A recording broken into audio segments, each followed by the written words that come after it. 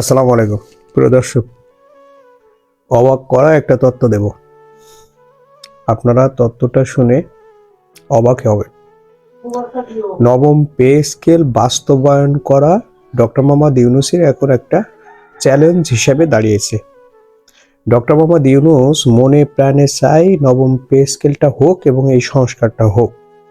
যে কারণে 21শে জানুয়ারি যখন তার কাছে চূড়ান্ত সুপারিশ তুলে দেওয়া হয়েছে, তখন তিনি কিন্তু সন্তোষ প্রকাশ করেছেন এবং সন্তোষ চিত্তে সেটা বলেছেন এটা মস্ত বড় একটা কাজ, যেটা খুবই কঠিন কাজ, সেটা আপনারা করে দিয়েছেন আরো 3 সপ্তাহ আগে। এবং মোট ব্যয়ের যে এই পে স্কেল বা পে কমিশনের কাজ সমাপ্ত করতে যে ব্যয়টা ধরা হয়েছিল তার মাত্র 18% টাকা খরচ করে পে কমিশনের এই কাজটা আপনারা সম্পূর্ণ করে দিয়েছেন। এর জন্য আপনাদেরকে আন্তরিক ধন্যবাদ এবং মোবারকবাদ, এমন সন্তোষ চিত্তে তিনি প্রকাশ করেন। এই পে স্কেলটা, নবম পে স্কেলটা বাস্তবায়ন হোক, তিনি একমাত্র মনে প্রাণে চান। কিন্তু তার আশপাশে বিভিন্ন বুদ্ধিজীবী, লেসপেন্সার এবং যে বিশ্লেষক, বড় বড় তালেবর, তারা তাকে এগুলো করতে দিচ্ছে না। তিনি আরো অনেক অনেক অনেক জায়গায় এরকম সংস্কার বা পরিবর্তন চায়, কিন্তু সেই পরিবর্তনগুলো আসলে করতে দিচ্ছে না এইসব লোকেরা। উনাকে বোঝাচ্ছে অর্থনীতি।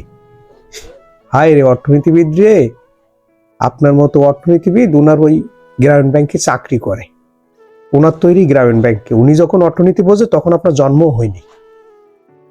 উনি বাংলাদেশের প্রেক্ষাপটে ডক্টর ইউনূস যখন অর্থনীতি বোঝে তখন আপনাদের জন্ম হয়নি, এটাই বাস্তবতা। আর উনাকে আপনারা অর্থনীতি বোঝাচ্ছেন। উনি অর্থনীতি কি লেভেলের বোঝেন, এটা যখন ওনাকে বিভিন্ন জন বিভিন্ন বিশ্লেষণ বা বিভিন্ন রকমের তত্ত্ব উপাত্ত দিয়ে এটাকে পে স্কেল বাস্তবায়ন না করতে উৎসাহিত করার জন্য করেন, তখন তিনি কথাগুলো শুনেন আর মনে মনে মুসকে মুসকে হাসেন যে ওনাকে অর্থনীতি শিখাচ্ছে। কত বড় লেভেলের উনি অর্থনীতিবিদ এটা আপনারা বুঝবেন না। এটা বোঝে ওই ব্রিটেন, ওই আমেরিকা, ইউরোপীয় কান্ট্রিগুলো, ওরা বোঝে যে উনি কত বড় অর্থনীতিবিদ। ওইসব দেশ যখন কোলাপস করে অর্থনীতিতে, তখন পরামর্শ নেয় ডক্টর মোহাম্মদ ইউনূসের কাছ থেকে যে কিভাবে তারা অর্থনীতিকে আবার ফিরিয়ে আনবে। উনি নতুন নতুন অর্থনীতির ধারণা দেন। এই জিনিসগুলো আপনাদের আগে বুঝতে হবে যে কার সামনে কি পরামর্শ দিচ্ছেন।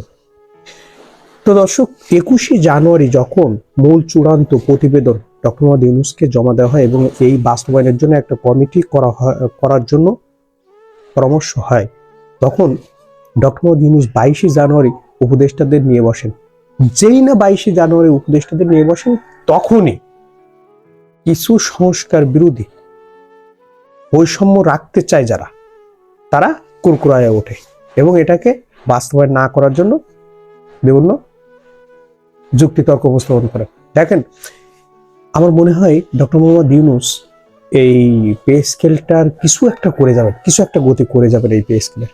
কারণ হলো, এই পে স্কেল নিয়ে দেখবেন একবার অর্থ উপদেষ্টা বলছিল, একবার অর্থ উপদেষ্টা বলার পরে বাংলাদেশ ব্যাংকের গভর্নর বলছিল, বিভিন্ন সমাজসেবক, অর্থনীতিবিদ, আঙ্গি বাঙ্গি তো অভাব নেই বলছিল।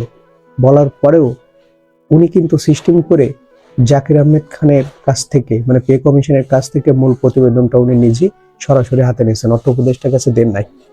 কারণ উনি জানেন যে এখানে ঘাবলা আছে।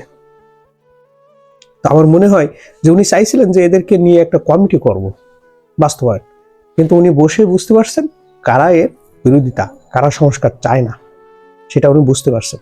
এবং আমার বিশ্বাস যে উনি এর একটা গতি করে যাবেন। তো দর্শক, ভালো থাকবেন। আমরা আশার হব না, হতাশা হব না।